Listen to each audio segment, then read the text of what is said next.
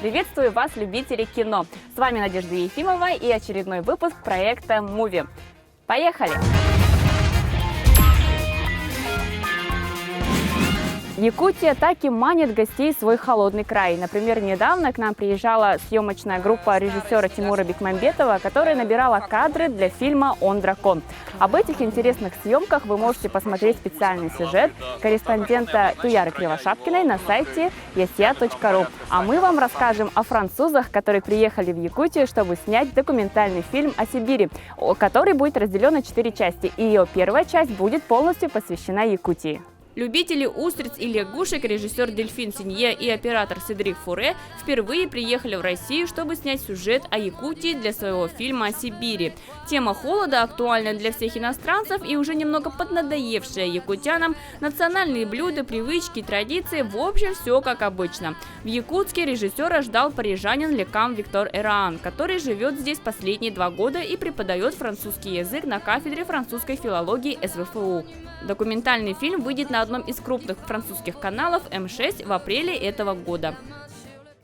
Французы, они мечтают о Сибири, это вызывает у них какие-то безумные фантастические идеи. И во Франции, даже когда плюс 2,0 градусов, это уже холодно, и как бы для французов это просто целая трагедия. И мне захотелось приехать и посмотреть, как люди живут при минус 40, минус 50, минус 60. Потом мы снимали нашего главного героя Виктора. Это он француз, и он живет здесь уже 3 года. И благодаря нему он нам открыл вот сибирские традиции, которые он принял, так сказать, как свои, он их полюбил, и вместе с ним мы ходили в настоящие якутские семьи, то есть мы ходили к его друзьям, потом мы были вместе с ним в бане, мы гуляли с ним по городу, он нам много рассказывал о своих впечатлениях. Мы говорили через Facebook, это было месяц назад, может быть, они сказали, что хотели бы снимать репортаж про Якутск и про меня. А я согласился, это уже интересно работать с журналистами, видеть, как они работают и так далее. А потом будет хорошая память, показать друзьям во Франции, вот как я жил в Якутии и так далее. И они снимали меня в музей, в царство Вечной Мерзлоте, здесь в университете, у себя дома тоже, в общежитии. И в городе, в Масленице тоже там. Были в воскресенье, там в Масленице. Масленица. Вот русское ударение очень трудно. Как стало известно, фильм якутского продюсера Марьяны Скрыбыкиной «У озера Сайсары» покажут в кинотеатрах России, Казахстана, Азербайджана и Кыргызстана. Прокатом картины после работы по дубляжу будет заниматься компания «Кинологистика Шоу». В настоящее время обговариваются даты премьерных показов.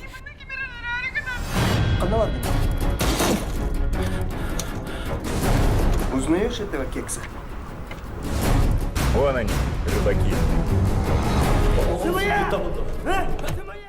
А Леонардо Ди Каприо наконец получил якутский Оскар и отписался об этом своим фанатам в Инстаграм. Спасибо народу Якутии за этот замечательный подарок, особенно всем женщинам, которые собрались и пожертвовали материалы на создание статуэтки, написал голливудский актер. Якутская статуэтка была передана Ди Каприо в начале этой недели. Об этом СМИ сообщила инициатор акции Татьяна Егорова. На создание серебряного эллея 144 якутянки отдали свои серебряные украшения. Всего было собрано 1,5 килограмма серебра. Давно мы с вами не проводили викторин. В прошлый раз, как вы помните, мы разыгрывали 2 билета на премьеру фильма «Боги Египта» и семейный мультфильм «Зверополис». К слову, одним из победителей стал житель Санкт-Петербурга.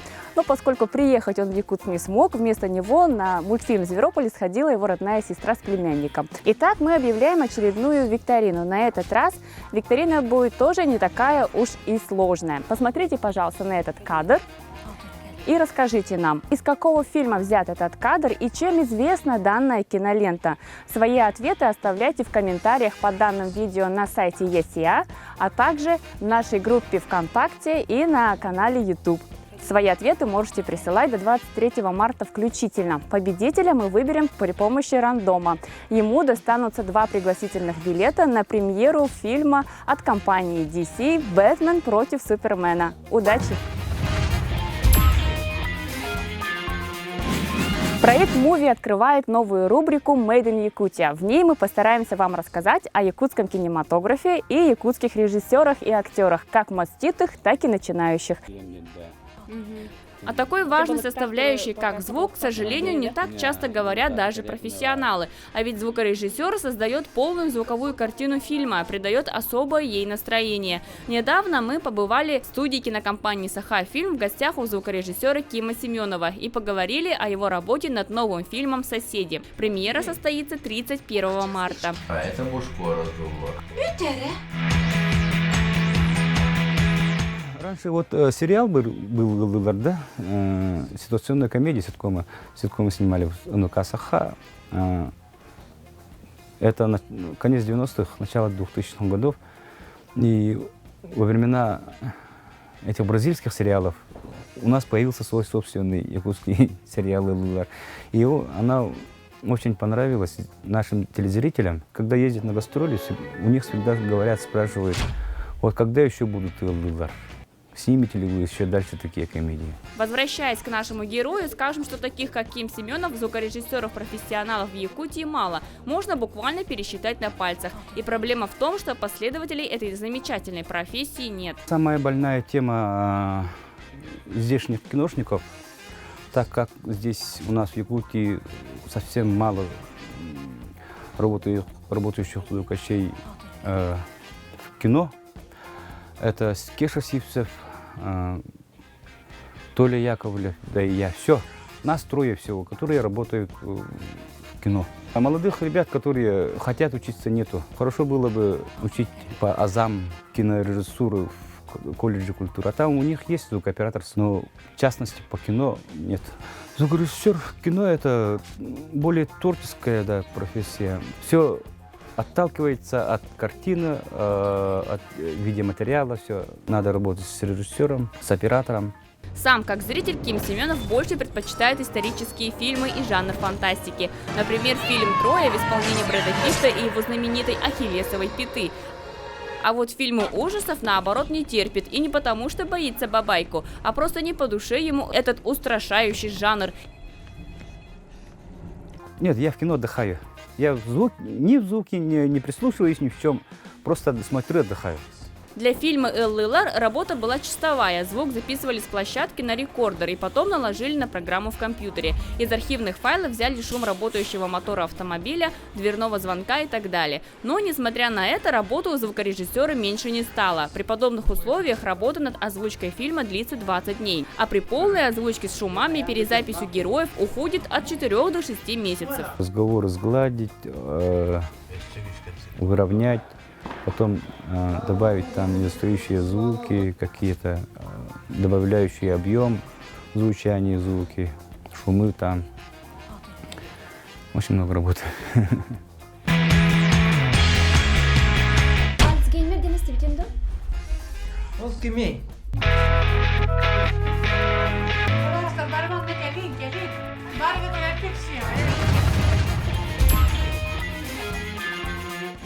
Джейн берет ружье, который выходит в российском прокате с 17 марта, провалился в мировом, собрав при бюджете в $25 миллионов всего лишь 1,5.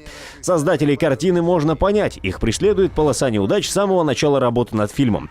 К примеру, парижская премьера с приглашенными звездами была отменена из-за терактов. Критики очень холодно восприняли работу Гевина О'Коннора, назвав ее вялой и феминисткой. Рейтинг на Rotten Tomatoes составляет 35%. Что же помешало сделать хорошее кино? Актерский состав включает в себя звезд первой величины, таких как Натали Портман, Джоэл Эдгертон и Юэн Макгрегор. А режиссер Гевин О'Коннор известен тем, что снял «Воина». Лента имеет благородную жанровую принадлежность к вестерну. Действие картины происходит на Диком Западе.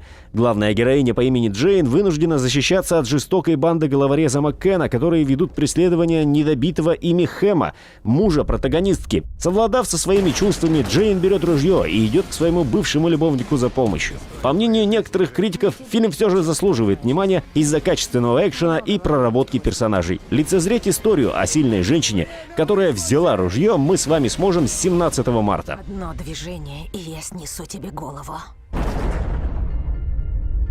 Не так давно в миру появилось понятие социального триллера и иногда даже хоррора. Нет, речь не идет о том, что вашу страничку поломали, а с вашего профиля спамятся милые котята или реклама про увеличение причинных мест. Разговор про современный жанр кино. Если в социальной сети про Марка Цукерберга был разговор о вещах более-менее реальных, то от сверхъестественного добавил Тимур Бекмамбетов со своим «Убрать из друзей». Вообще-то снял его Леван Габриадзе, но не суть. Скромный бюджет, снято все якобы на веб-камеру, действие в 5 локациях, что еще нужно? Зрители очень хорошо восприняли подобное, а особенно школьники. Поэтому неудивительно, что на этой волне 17 марта на экраны выезжает немецкий хоррор «Запрос в друзья». Фабула сюжета уже проверена временем. В «Друзьях» главной героини добавляется однокурсница Марина. Правда, вот есть одно «но». Марина немножко умерла. После этого с компьютером главной героини начинает твориться несусветная жуть, а страничка становится похожей на сатанинский сайт по интересам с соответствующим контентом. Да и в жизни тоже происходит какая-то неведомая ерунда. Вот и приходится главной героине писать в техподдержку и вызывать социальных экзорцистов. Режиссер и автор сценария «Запросов в друзья» Саймон Верховен известен тем, что снял с Тилем Швайгером аж на 2 мужчин в большом городе и играл в «Комиссаре Рексе». Как он справится новым для себя жанром, увидим 17 марта. Запрос в друзья. Николь Кидман. Ах, какая женщина. Ей 48 лет, но она по-прежнему так же мила, как и раньше. Смотреть на нее всегда радость для многих зрителей. Теперь у лауреатки премии «Оскар» новая роль, и для поклонников снова есть повод идти в кино. Нет, мы не хотим сказать, что кроме Кидман в картине «Чужая страна» не на что будет посмотреть. Во-первых, расскажем про актерский состав, а он собрал в себя таких потрясающих лицедеев, как Хьюго Уивинга, который помимо злодеев различного калибра и толкиновских эльфов прекрасно отыгрывает драматические роли, и Джозефа Файнса, известного по влюбленному Шекспиру и врагу у ворот. Во-вторых, это единственный взрослый триллер марта. Действие картины происходит посреди австралийской пустыни, где частенько пропадают люди. Последнее случается с четой Паркеров. Случается не люди, а исчезновения, чьи дети пропадают без следа. Герои, как и все нормальные родители, отправляются на поиски своих чад, которые приводят их к призракам давно забытого прошлого. Показанный на фестивале в Санденсе, фильм собрал хвалебные отзывы и положительные рецензии. Было это в 2015 году. И, как это часто бывает, фестивальное кино не ушло в широкий прокат. До нас оно добралось только сейчас, и специально для поклонников 30 марта кинотеатр «Лена» устраивает спецпоказ картины.